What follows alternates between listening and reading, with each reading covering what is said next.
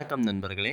இந்த வீடியோவில் என்ன தெரிஞ்சுக்க போகிறீங்கன்னா, railway NTPC and group D இந்த 2 எக்ஸாமுக்கும் உங்களுடைய கமெண்ட்ஸை நீங்கள் எப்படி அந்த வெப்சைட்டில் நீங்கள் எப்படி ரைஸ் பண்ணுறது அப்படின்றத நீங்கள் இப்போ தெரிஞ்சுக்க போகிறீங்க. இது ஏன் போகிறோன்னா சில பேர் கேட்டாங்க கமெண்ட்ஸ் எப்படி ரைஸ் பண்ணுறதுன்னு சொல்லி. ஏன்னா இது ரொம்ப ரொம்ப ஒரு இம்பார்ட்டன்ட். உங்களுடைய கமெண்ட்ஸ் அண்ட் சஜஷன்ஸ் கண்டிப்பாக ரயில்வே பார்ப்பாங்க.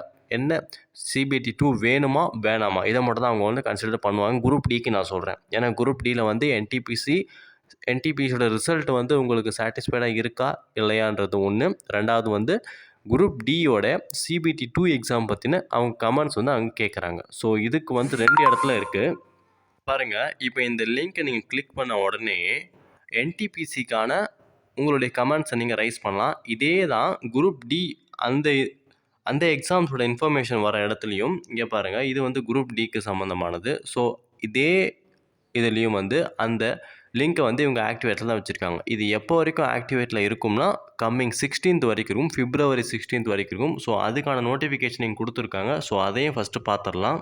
ஸோ இதுதான் அந்த official notification.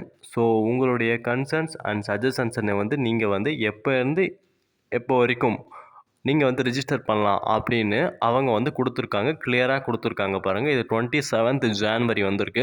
So 16th February வரைக்கும் இது வேலிடிட்டியாக இருக்கும். ஸோ அந்த லிங்க்கை கிளிக் பண்ணோடனே இந்த மாதிரி ஒரு பேஜ் வரும். செலக்ட் சிஇஎன் நம்பர் அப்படின்னா சிஇஎன் நம்பர்னால் ஒன்றும் இல்லைங்க. என்டிபிசிக்கு ஒரு சிஇஎன் நம்பர் இருக்குது. ஆர்ஆர்சி குரூப் டி 11-1க்கு ஒரு சிஇஎன் நம்பர் இருக்குது. ஸோ இதில் ஏதாவது ஒன்று நீங்கள் கிளிக் பண்ணலாம். ஸோ நான் என்டிபிசிக்கு நான் இப்போ செலக்ட் பண்ணுறேன் பாருங்கள். அப்புறமேட்டா ஆர்ஆர்பி அப்ளை நம்ம எந்த ஜோனுக்கு நம்ம அப்ளை பண்ணணும்னு சொல்லி கேட்குது. ஸோ சென்னை ஜோனுக்கு தான் எல்லாமே அப்ளை பண்ணியிருப்பாங்க. ஸோ இது நீங்கள் கொடுத்த உடனே நெக்ஸ்ட் பேஜ் இதுதான் வரும். இதில் கேண்டிடேட்டுடைய நேம், அப்புறம் roll number, registration number, mobile number, அப்புறம் டேட் ஆஃப் பர்த், அப்புறம் ரெசிடென்சி, ஸோ எந்த ஸ்டேட்டு, அப்புறம் எதுக்காக நீங்கள் ரைஸ் பண்ணுறீங்க அப்படின்னு. ஸோ இதில் அவங்களே ஆப்ஷன் கொடுத்துருக்காங்க. ஃபஸ்ட் என்னென்னா I agree with the result made by RRB. First அதாவது இப்போ சிபிடி 1 வந்த ரிசல்ட் நான் ஏற்றுக்கிறேன். ஸோ இதில் எந்த ஒரு மாற்றமும் எனக்கு தேவையில்லை. ஸோ இதுதான் அவங்க ஃபஸ்ட்டாக கொடுத்துருக்காங்க. செகண்டு பார்த்தீங்கன்னா normalisation mark. So normalisation mark எனக்கு இன்க்ரீஸ் ஆகலை அப்படின்னும் கொடுக்கணுன்னா நீங்கள் கொடுக்கலாம். இப்போ 60 மார்க் ரா மார்க் இருக்குன்னா நார்மலைசேஷன் பண்ணி கூட எனக்கு 62 தான் வந்திருக்கு, நார்மலைசேஷன் பண்ணி எனக்கு எந்த ஒரு இதுவும் வரல அப்படின்றத நீங்கள் கொடுக்கலாம். Final answer key. So final answer key எனக்கு சாட்டிஸ்ஃபைடாக இல்லை அப்படின்னு சொல்கிறாங்க. ஸோ இது எப்படின்னா ஒரு கேண்டிடேட் எக்ஸாம்ஸில் பார்த்தீங்கன்னா அவங்களுடைய எக்ஸாம்ஸில் ஒரு ஈஸியான கொஷின் வந்திருக்கும். அந்த ஈஸியான கொஷினுக்கு அவர் கரெக்டாக தான் ஆன்சர் பண்ணியிருக்காரு. ஆனால் ஃபைனலாக ஒரு ஆன்சர் கீ விட்டுருப்பாங்க. அதில் பார்த்தீங்கன்னா ரயில்வே போர்ட்லேருந்து அந்த கொஷினே அவங்க ரிஜெக்ட் பண்ணியிருக்காங்க. ஸோ அந்த மாதிரி நிறைய பேருக்கு மார்க் போயிருக்கு. அடுத்து பார்த்தீங்கன்னா level wise and post wise result. ஏன்னா இப்போ விட்டுருக்கக்கூடிய ரிசல்ட் அப்படி தான் விட்டுருக்காங்க. அடுத்து 20 times NQ candidates for CBT 2.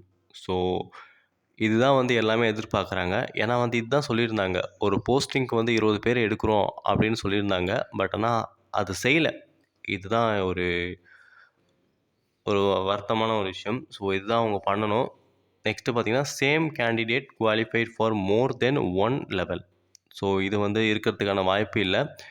ஒரே கேண்டிடேட் ஆர்ஆர்பி பெங்களூர்லேயும் ஆர்ஆர்பி சென்னையிலையும் அப்ளை பண்ணி 2 இடத்துலையும் செலக்ட் ஆயிருந்தால் கடைசியாக அவங்க ரிஜெக்ட் ஆயிடுவாங்க. அது எங்கே நடக்கும்னா டாக்குமெண்ட் வெரிஃபிகேஷன் அப்போ நடக்கும்.